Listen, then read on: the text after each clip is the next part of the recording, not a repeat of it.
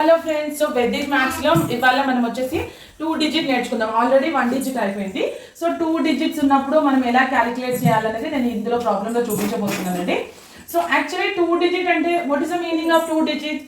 Unit place 10th place. Unit place 10th place అంటే 5 అనేది unit place లో ఉంది, 2 అనేది 10th ప్లేస్ లో ఉంది. సో చాలా మందికి తెలీదు, మనం స్టార్టింగ్ నుంచి అందరూ యాడ్ చేస్తూనే ఉంటారు. సో అది ఎలా చేయాలనేది ఇప్పుడు నేను చూపించబోతున్నానండి. So 25, 79, 83, 24, 95. So next వచ్చేసి 88, 22, 72. సో ఇంత బిగ్ ప్రాబ్లమ్ని కూడా ఈజీగా బై యూజింగ్ ఆఫ్ రేఖాంకన మెథడ్ మనం ఎలా చేస్తాం అనేది ఒకసారి చెప్తాను వినండి. సో 5 + 9 ఎంత? 14. 14 వచ్చినప్పుడు మనం ఎలా తీసుకోవాలి? హరిజాంటల్ లైన్ అండ్ బేస్ వచ్చేసి 4. సో 5 + 9 అన్నప్పుడు 14 ఈజ్ ద ఆన్సర్. అప్పుడు హరిజాంటల్ లైన్ బేస్ వచ్చేసి 4 ఇలా తీసుకోవాలి. Horizontal line base 4. నెక్స్ట్ 4 + 3 అంటే ఎంత? 7. 7 + 4 ఎంత? 11.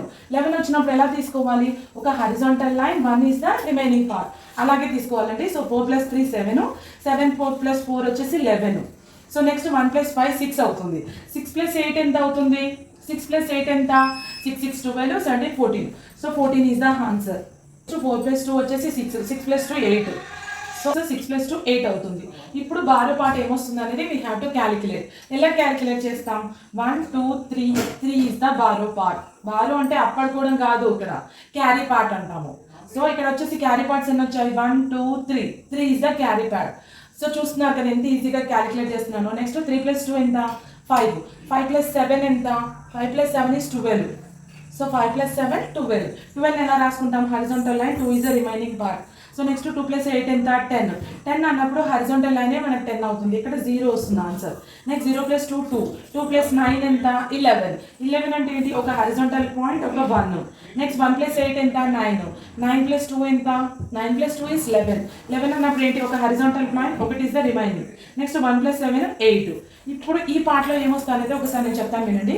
1 2 3 4. So answer is 488. చూస్తున్నారు కదా ఎంత ఈజీగా క్యాలిక్యులేట్ చేస్తున్నాను నేను. సో నెక్స్ట్ ప్రాబ్లం వచ్చేసి హౌ టు క్యాలిక్యులేట్. ఇప్పుడు చూడండి. సో ఫస్ట్ ప్రాబ్లంలో మీరు డిసైడ్ కూడా ఇక్కడ యాడ్ చేసుకోగలుగుతారు. సో 3 + 5 వచ్చేసి ఎంత అవుతుంది? 8 అవుతుంది. 8 అన్నప్పుడు మనం బారో పార్ట్ తీసుకోదు, ఎందుకంటే మన ఫిగర్ ఏంటి? సో 3 + 5 అన్నప్పుడు 8. 8 + 3 ఎంత?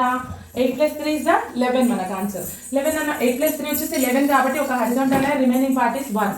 సో నెక్స్ట్ 1 + 9 ఎంత? 10. 10 అన్నప్పుడు 0 యాజ్ ఇట్ ఈస్గా తీసుకోవాలి. నెక్స్ట్ 0 + 8 ఎంత? 8. 8 + 3 ఎంత?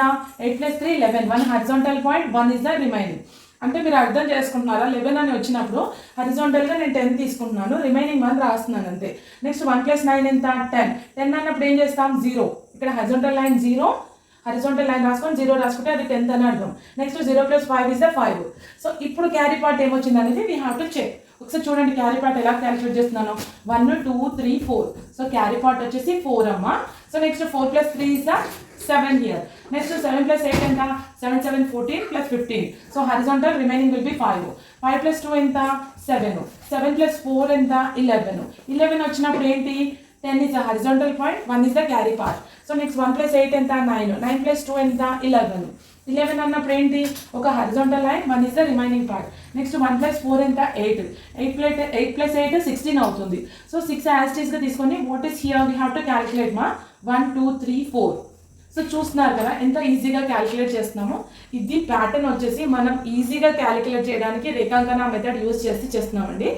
సో వేదిక్ మ్యాథ్స్ అనేది చాలా మంది యూట్యూబ్లో పెట్టారు, కానీ ఇంత క్లియర్గా మాత్రం ఎవరో ఎక్స్ప్లెయిన్ చేయలేదు. సో మీకు కనుక ఏ డౌట్ ఉన్నా కూడా మన కంక్లూజన్లో వచ్చేసి మీరు క్లియర్ చేసేసుకోండి. కంక్లూజన్లో అడగండి, మీకు ఏదైనా కావాలన్నా కూడా నేను ఎక్స్ప్లెయిన్ చేస్తాను. అలాగే ఒక లైక్ చేయడం, సబ్స్క్రైబ్ చేయడం మర్చిపోద్దు. Thank you.